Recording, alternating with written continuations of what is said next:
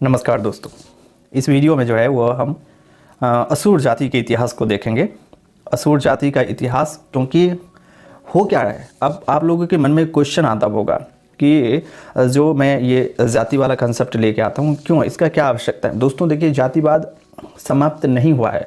भारत में अभी भी जातिवाद बहुत ही है, यदि हम कहें तो, और दूसरे प्रांतों में भी है, मतलब पूरे एशिया में जातिवाद कहीं ना कहीं चलता है। अब प्रश्न आता है कि यदि ये जातिवाद चल रहा है, इवन आप देखेंगे कि रिजर्वेशन भी जाति के आधार पे ही मिलता है। एससी, एसटी, ओबीसी, माइनॉरिटी, कोई भी रिजर्वेशन मिलता है तो जाति के आधार पे ही मिलता है। गवर्नमेंट प्लान बनती है वो भी जाति के आधार पे ही। चुनाव लड़े जाते हैं वो भी जाति के आधार पे ही। तमाम सारी बातें होती हैं जो जाति के आधार पे, लेकिन कहा जाता है कि जातिवाद नहीं करना है। लेकिन यदि हो रहा है तो बहुत सारे लोग जो है वो जातिवाद भी करते हैं। तो फिर जाति के विषय में जानकारी भी होना चाहिए ताकि सही जानकारी हो, क्योंकि यदि कोई जो है वो सही एक चीज़ चल रहा है और उसके विषय में आपको सही जानकारी नहीं होगा तो भटकने का बहुत चांसेस होती है। असर एजुकेशन का हमेशा यही प्रयास रहता है कि आप लोगों को हम सही जानकारी दें, एज इट इज दें, उसमें कोई मिलाए नहीं। क्योंकि हमने हमेशा देखा है, आपने भी देखा होगा कि किस प्रकार से जो है वो प्रोपेगेंडा भी फैलाए जाते हैं इन तमाम सारी चीज़ों के आधार पे, और कुछ गलत रेफरेंस कोट करके भी बता दिया जाता है कि ये ऐसी मनगढ़ंत कथाएं भी बताई जाती है।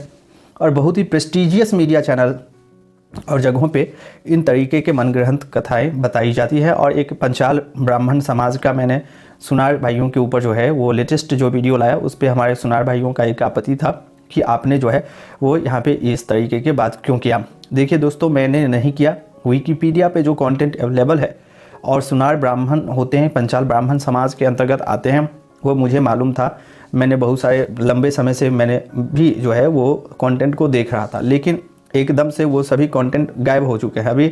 अभी जो है उन्हें क्षत्रिय समाज के रूप में वो दिखाया गया है। इवन विकिपीडिया पे भी वही content, same to same content आपको वहाँ पे मिल जाएगा, जहाँ पे ये बतलाया जाता है कि ब्राह्मण भाई जो है वो एक उनको पाले थे और भगवान परशुराम के समय, और वही दंत कथाओं के आधार पे जो है वो जातियाँ का निर्माण जो है वो कहीं ना कहीं हम देखते हैं कि वहाँ पे हो रहा है। तो आज हम असुर जाति के इतिहास को, तो इसलिए मैं क्षमा चाहता हूँ कि मेरा वो कंटेंट अपना नहीं था, मैंने विकिपीडिया को के ऊपर दिया था, क्योंकि हम लोगों को भी प्रश्न पूछा जा सकता है कि ठीक है तो रेफरेंस भी हमको विकिपीडिया, इसलिए विकिपीडिया वाला कंटेंट मैंने डाला। ठीक है, मेरा इसमें कोई अपना जाति जो है वो ये नहीं था कि मैं क्यों डालता हूँ या मतलब वहाँ पे जो है वो बदल दूँ। यदि आपका जो भी इतिहास रहता है, यदि आपको कोई आपत्ति है तो आप विकिपीडिया पेज को भी जाकर एडिट कर सकते हैं, और सुनार भाइयों के समाज के लोग जो भी होंगे। आज इस वीडियो में असुर जाति के इतिहास बताएंगे, लेकिन थोड़ा सा हम यहाँ पे एक जो है वो अपना विचार भी प्रस्तुत करेंगे, क्योंकि मैंने फिर से विकिपीडिया पढ़ा कि असुर जाति को लेकर क्या बताया गया है वहाँ पे। और बहुत सारे लोग बताते हैं कि असुर जो है जाति के लोग जनजातीय समुदाय, प्राचीन जनजातीय समुदाय के लोग हैं। प्रथम पॉइंट है कि यदि असुर कहें तो फिर वह जनजातीय समाज कहीं से भी नहीं हो सकता, क्योंकि किरात और ये सब चीज़ मतलब हिंदू समाज का या हिंदू धर्म का विरोधी धर्म जो है वो असुर समाज को दिखाना, यह गलत विषय है और गलत विचारधाराएं हैं। सेकेंड पॉइंट है कि जो हमारे जनजातीय भाई हैं वो असुर नहीं हैं। ठीक है, असुर जाति का उत्पत्ति जो है वो उन लोगों ने महिषासुर को अपना जो है पूर्वज मान के चलते हैं। इनमें भी द्वंद्व होगा लंबे समय से, जो है असुर समाज को जो है जो मानते होंगे असुर समाज, तो उनमें भी प्रहलाद जैसे व्यक्ति भी हुए जिनका जन्म असुर में ही हुआ था, और भगवान विष्णु के बहुत बड़े अनन्य भक्त हुए थे। तो असुर समाज के लोग, यह सत्यापन हो जाता है कि जनजातीय ही मात्र नहीं है, अर्थात सभी जनजातीय असुर हैं ऐसा भी नहीं है। अब देखिए कि कुछ लोगों का ये भी कहना है कि जो असुर जाति के लोग होते हैं, जब बंगाल में दुर्गा पूजा होता है तो वो सोग मनाते हैं। अब जो ये सोग मनाने वाली बात कही गई है कि बंगाल में दुर्गा पूजा के समय असुर जाति के लोग जो हैं सोग मनाते हैं, यह भी हमें कहीं से भी इसका पुख्ता सबूत नहीं मिला है कि सोग मनाते हैं या नहीं मनाते हैं। लेकिन मैं असुर जाति के संबंध में ये बात समझता हूँ और जानता हूँ, बहुत सारे पुराणों में भी इस बात का जिक्र मिलता है कि असुर जो हुए हिरण्यकश्यप और फिर प्रहलाद, तो प्रहलाद के कंसेप्ट को जो है आगे बढ़ाएं, और वो भी असुर ही थे, विभीषण जी भी असुर ही थे, रावण भी असुर ही था। ठीक है, अब जो है कुछ रावण जो है वो ब्राह्मण भी थे, लेकिन ब्राह्मण भी असुर है। तो जनजातीय लोग असुर होते हैं ऐसा कहना उचित नहीं होगा जो विकिपीडिया के ऊपर कंटेंट अभी लिखा गया है। असुर जाति के लोग किस तरीके के पूजा पाठ अर्चना करते हैं, वो जो है वो प्राकृतिक के पूजक होते हैं। सभी सनातन हिंदू परंपरा और सभी सनातन हिंदू धर्म प्रकृति के पूजा करते हैं। सूर्य की पूजा करते हैं, चंद्रमा की पूजा करते हैं। असुर भी सूर्य और चंद्रमा की पूजा करते हैं। इस आधार पे भी हम कह सकते हैं कि सनातन धर्म के बहुत ही नज़दीक धर्म असुर धर्म भी है। प्राचीन काल में हुआ करता था कि कुछ असुर दैत्य, वो राक्षस उन्हें कहा जाता था।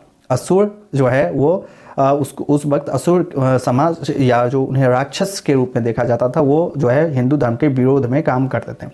लेकिन प्रहलाद जैसे असुर, विभीषण जैसे असुर भी थे उस समय में भी, जो सनातन हिंदू धर्म को ही पालन करते थे। और यह बात भी रामचरितमानस में रेफरेंस में कोट कर रहा हूँ कि जब लंका में जाते हैं तो विभीषण जी के घर के बाहर जो है तुलसी का पौधा मिलता है। इस बात से यह सिद्ध हो जाता है कि असुर समाज भी हिंदू धर्म के ही हैं।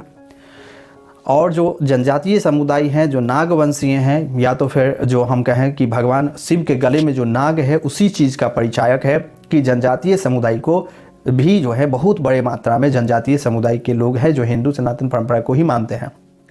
तो असुर जाति के बीच में जो एक द्वंद्व उत्पन्न किया जा रहा है और इंटरनेट पे बहुत सारे जगहों पे इस तरीके की जो ज्ञान प्रकाशित किए जा रहे हैं कि असुर हिंदू धर्म के अगेंस्ट वाला जो एक कंसेप्ट लाया जा रहा है, ऐसा बिल्कुल भी नहीं है। क्योंकि कंसेप्ट जो है वो असुर जाति आज मानना है कि महिषासुर को आदर्श मान सकते हैं, मानने के लिए कोई दिक्कत नहीं है। असुर समाज के लोग हैं वो भी महिषासुर को अपने जो है आदर्श मान सकते हैं, क्योंकि उनके वंशज ही हुए हैं। उनके कुल में जन्म, असुर कुल में ही महिषासुर का भी जन्म हुआ था। लेकिन असुर कुल में ही प्रहलाद का भी जन्म हुआ था, असुर कुल में ही विभीषण का भी जन्म हुआ था, असुर कुल में ही जो है वो रावण का भी जन्म हुआ था और कुंभकर्ण का भी जन्म हुआ था।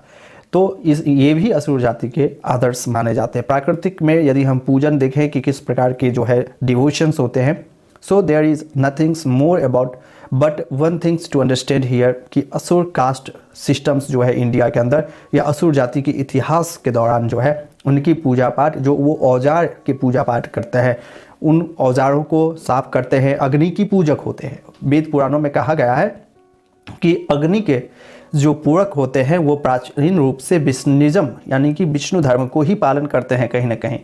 इस बात से भी कहा जा सकता है और समझा जा सकता है कि असुर समाज के आज इतिहास जो है, मध्यकालीन भारत में इतिहास में, जातीय इतिहास में भी बहुत उतार चढ़ाव देखने को मिला। बदले गए बहुत सारे लोगों को जो है शूद्र बनाया गया, जो बिना कोई अवधारणा का एक सोशल स्टेटस के आधार पे शूद्र का टैग और टाइटल चिपकाया गया।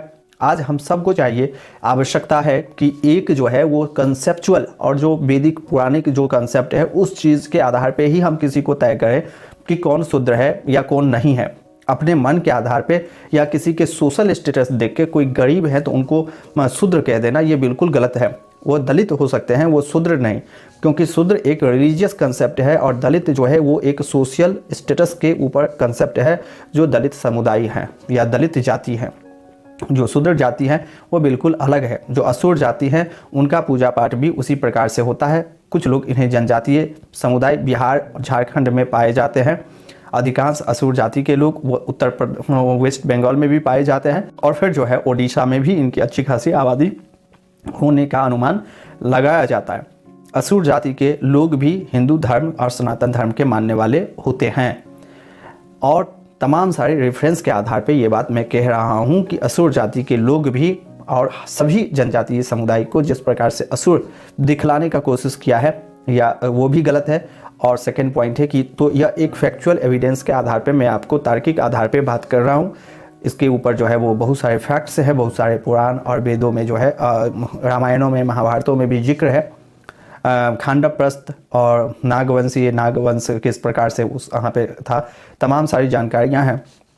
तो आई होप सो कि आपको असुर जाति का ये संक्षिप्त इतिहास कैसा लगा, कमेंट करके बताइएगा। इसके ऊपर असुर जाति के ऊपर जो है मैं नेक्स्ट वीडियो भी लाऊंगा और उनमें तमाम डिटेल के आधार पे आपको जो है वो एविडेंशियल पॉइंट और तमाम उस स्पॉट वाले जगहों को भी दिखाऊंगा, ताकि आपको समझ में आए कि आज भारत देश में ऊपर में क्या चल रहा है और अंदर अंदर क्या चल रहा है। देख रहे हैं कुर्मी आंदोलन भी चल रहा है, तो जातीय आंदोलन हमेशा जातीय अवतार जो है वो होता है, लेकिन एक सत्य बहुधा विविधा वदंती, अलग अलग ढंग से जो है वो लोग प्रयुक्त करते हैं, लेकिन सत्य जो है वो एक ही होता है। यही अवधारणा और कंसेप्ट होना चाहिए। और जो है वो देश को तोड़ने और कमज़ोर करने वाली बात नहीं होनी चाहिए, देश को एकत्र यूनाइट करने की। और जब यूनाइट करने की बात करते हैं तो उसके लिए एक हिंदुज़म जो है, सनातन परंपरा जो है, वो एक बहुत ही स्ट्रॉन्ग बंधन भी हो सकता है। कुछ लोगों का मानना है कि ये नेशनल और इंटरनल सिक्योरिटी के मामले में भी जो है वो महत्वपूर्ण एक भूमिका निभा सकता है। तो मिलते हैं आगे। चैनल पे नए हैं तो चैनल को लाइक शेयर सब्सक्राइब कर दीजिएगा, अपने दोस्तों के साथ शेयर कीजिएगा। मिलते हैं आगे, तब तक के लिए जय हिंद, जय भारत।